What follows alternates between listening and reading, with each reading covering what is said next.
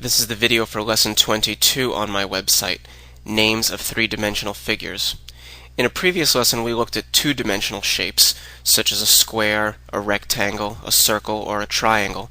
In this lesson we'll expand that concept to three-dimensional figures, because what we'll do in later lessons is take this concept further and we'll actually figure out the volume of these figures, in other words, the amount of space inside them. In this lesson, though, we'll just learn their names and get a general idea of what they are.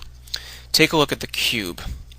The easiest way to think about a cube is think about the famous Rubik's Cube.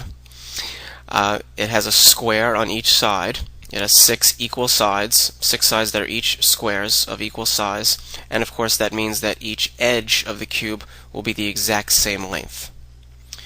Take a look at the rectangular prism. The easiest way to think of it is to think of it as a brick. Usually it'll be rectangles on each side, although you could have a side that that's actually a square, but it basically looks like a brick, just like this. Think of it like that.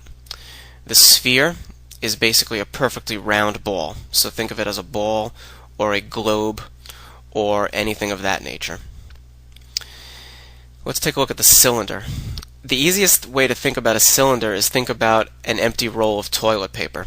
It basically has a circle. It may not look like a circle in this two-dimensional representation, but it has a circle on each end, and then it's just a tube. So we take a circle and we just extend it.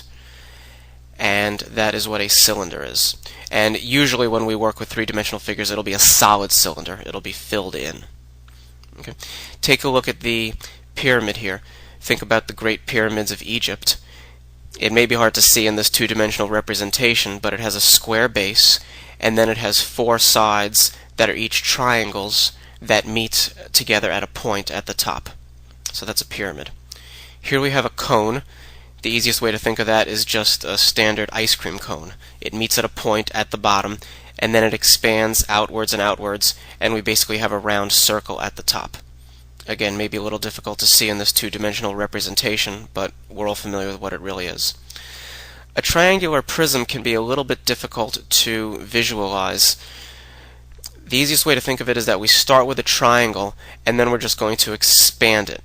We're going to expand it outwards, and if you look at what it did, that actually created a rectangular base as we move the triangle. Again, it can be a little difficult to visualize. Just keep taking a look at this two-dimensional representation until you can see how that works. This is just a very basic introduction to the names of these figures. For now, it's important just to memorize their names so that when you see them mentioned, you'll know exactly what they look like.